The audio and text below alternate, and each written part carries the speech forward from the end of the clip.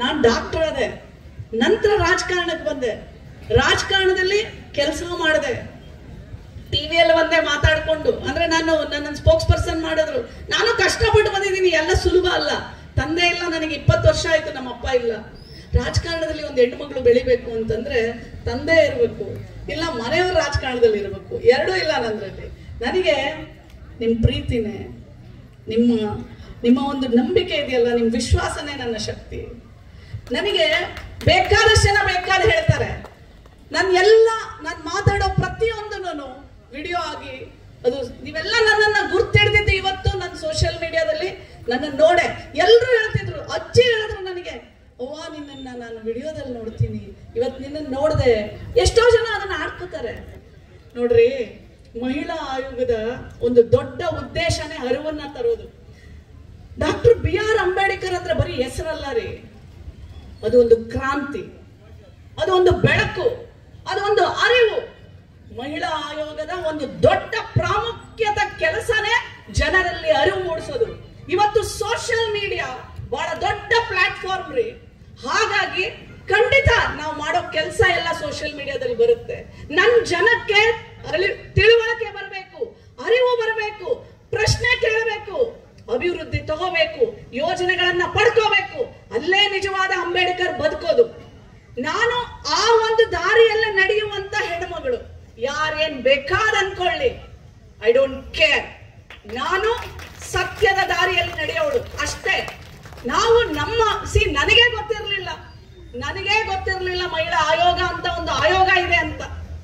ಹೌದು, ಇವತ್ತು ಸೋಷಿಯಲ್ ಮೀಡಿಯಾನ ಆಯೋಗ ಬಹಳ ಪವರ್ಫುಲ್ ಆಗಿ ಯೂಸ್ ಮಾಡ್ತಾ ಇದೆ. ಎಷ್ಟೋ ಜನ ಮಹಿಳೆಯರು ನನ್ನ ಬಂದು ಹೇಳ್ತಾರೆ, ಮೇಡಮ್ ನಾನು ನಿಮ್ಮ ಹತ್ರ ಬರೋದೇ ಇಲ್ಲ, ನನ್ನ ಮನೆಯವ್ರಿಗೆ ಹೇಳ್ತೀನಿ, ಕುಡಿದು ಬಂದು ಹೊಡಿತಾ ಇರ್ತಾನೆ, ಆಯೋಗದ ಅಧ್ಯಕ್ಷೆಗೆ ಹೋಗಿ ಕಂಪ್ಲೇಂಟ್ ಕೊಡ್ತೀನಿ ಅಂದ್ರೆ ಮಾರನೇ ದಿನದಿಂದಾನೇ ಹೊಡೆಯೋದು ನಿಲ್ಲಿಸ್ತಾನೆ ಅಂತ ಹೇಳಿದಾಗ ನನ್ಗೆ ಎಷ್ಟು ಖುಷಿ ಆಗುತ್ತೆ ಗೊತ್ತಾ. ಎಷ್ಟೋ ಜನ ನಾನು ಹೇಳೋಕ್ಕಾಗೋದಿಲ್ಲ. ಇವತ್ತು ನಾನು ಮನೆಯಿಂದ ಆಚೆ ಬರ್ಬೇಕಾದ್ರೆ ಒಂದು ಹೆಣ್ಮಗಳು ಬಂದಿದ್ಲು, ಮದುವೆ ಆಗಿ ಬರೀ 6 ತಿಂಗಳು ಆಗಿದೆ. ಸಂಶಯ ಪಡೋದು, ರಾತ್ರಿ ಎಲ್ಲ ಅವಳನ್ನ ಕಚ್ಚೋದು, ಮೈಯೆಲ್ಲ ಕಚ್ಚೋದು. ಹೌದ್ರಿ, ನಾನು ಹೇಳ್ತೀನಿ, ನನ್ನ ಮಹಿಳೆಯರು ಹಿಂಸೆಗೆ ಒಳಗಾಗಬಾರ್ದು. ಹಿಂಸೆ ಆದಾಗ ಮೊದಲು ನೀವು ನಿಮ್ ತಂದೆ ತಾಯಿಗೆ ಹೇಳಬೇಕು. ತಂದೆ ತಾಯಿ ನಿಮ್ ಜೊತೆಯಲ್ಲಿ ನಿಂತ್ಕೊಳ್ದೆ ಹೋದ್ರು ನಂತರ ಬರೋದು ಪೊಲೀಸ್ ಸ್ಟೇಷನ್, ನಂತರ ಮಹಿಳಾ ಮತ್ತು ಮಕ್ಕಳ ಕಲ್ಯಾಣ ಇಲಾಖೆಯ ಪೂರ್ತಿ ಒಂದು ಕಾವಲು ಸಮಿತಿ ಅಂತಾನೆ ಇರುತ್ತೆ. ಎಷ್ಟೇ ಹೊಡಿಲಿ ಹೆಣ್ಮಗಳಿಗೆ, ಕಡೆಗೆ ನನಗೆ ಏನ್ ಹೇಳ್ತಾಳೆ ಗೊತ್ತಾ, ಬಿಟ್ಬಿಡ್ತೀಯನ ಗಂಡನ್ನ ಅಂತಂದ್ರೆ ಅವಳು ಹೇಳೋದು ಒಂದು ಮಾತು, ಮೇಡಮ್ ನಾನು ಬಿಡೋದಿಲ್ಲ, ಅವನ್ನ ಕರೆದು ಬುದ್ಧಿ ಹೇಳಿ ಮೇಡಮ್, ನಾನು ಅವನ ಜೊತೆನೇ ಬದುಕಬೇಕು ಮೇಡಮ್ ಅಂತ ಹೇಳ್ತಾಳೆ. ಆ ಒಂದು ಸಾಂತ್ವನ ಹೇಳೋದಿಕ್ಕೇನೆ ಮಹಿಳಾ ಮತ್ತು ಮಕ್ಕಳ ಕಲ್ಯಾಣ ಇಲಾಖೆಯಲ್ಲಿ ಒಂದು ಕಾವಲು ಸಮಿತಿ ಅಂತಿದೆ. ಇವಾಗ ನಮ್ಮ ಇಲ್ಲಿ ಯಾರು ಕಾವಲು ಸಮಿತಿ ಇರೋದು? ನಮ್ಮ ಮಹಿಳಾ ಮತ್ತು ಮಕ್ಕಳ ಕಲ್ಯಾಣ ಇಲಾಖೆ ಅಧಿಕಾರಿ ಯಾರಿದ್ದೀರಾ? ಬನ್ನಿ, ನೀವು ಬನ್ನಿ, ನಿಂತ್ಕೋಬೇಕು, ನಮ್ ಜನಕ್ಕೆ ಪರಿಚಯ ಆಗ್ಬೇಕು. ನಾನು ಬಂದಿದ್ದ ಉದ್ದೇಶನೇ ಅದಕ್ಕೆ. ನೀವು ನನ್ನ ಕರ್ಕೊಂಬಂದ್ರಿ, ಇಷ್ಟು ದೊಡ್ಡ ವೇದಿಕೆ ಮಾಡಿದ್ರೆ ಇದು ಮುಖ್ಯ ಅಲ್ಲ.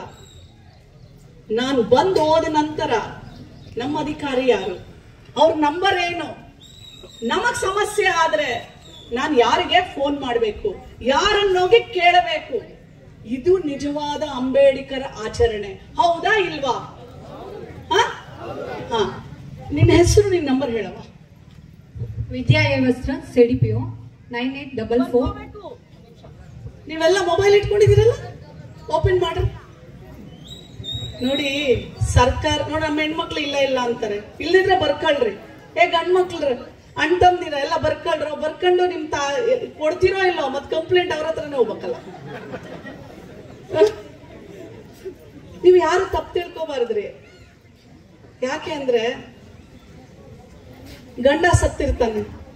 ನಾನು ವಿಜಯಪುರದಲ್ಲಿ ಮೊನ್ನೆ ವಿಧವಾ ಸಮಾವೇಶ ಮಾಡಿದೆ. ವಿಧವೆಯರನ್ನ, ಆ ಊರಿನ ವಿಧವೆಯರನ್ನ ಕರೆದು ಸಭೆ ಮಾಡಿದೆ. ಅಪ್ಪ ಅಮ್ಮ ಇಟ್ಕೊಳ್ಳೋದಿಲ್ಲ, ಗಂಡನ ಮನೆಯವ್ರಿಗೆ ಮಗ ಸತ್ತ ಮೇಲೆ ಮಗಳು ಬೇಡ, ಎಲ್ಲಿ ಹೋಗ್ಬೇಕು? ಮತ್ತೆ ಯಾರು ಕಾಪಾಡಬೇಕು? ಅವ್ರನ್ನ ಸರ್ಕಾರನೇ ಕಾಪಾಡಬೇಕು. ಸರ್ಕಾರನೇ ತಂದೆ ತಾಯಿ, ಪೊಲೀಸೇ ತಂದೆ ತಾಯಿ ಅಲ್ವಾ? ಸರ್ಕಾರದ ಕೆಲಸ ದೇವರ ಕೆಲಸ. ದೇವರು ಯಾರು? ಜನರು.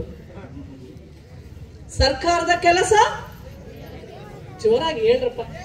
ಎಲ್ಲ ಎನರ್ಜಿ ಹೋಯ್ತಾ? ಅಂಬೇಡ್ಕರ್ ಮಕ್ಕಳು ಹಿಂಗೆ ನಾ ಮಾತಾಡೋದು. ಸರ್ಕಾರದ ಕೆಲಸ, ದೇವರು ಅಂದ್ರೆ ಯಾರು? ಜನರು.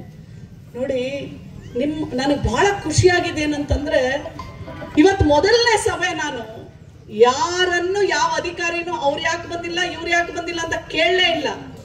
ಎಲ್ಲ ಅಧಿಕಾರಿಗಳು ಇವತ್ತು ನನ್ನ ಜೊತೆಯಲ್ಲಿದ್ದಾರೆ.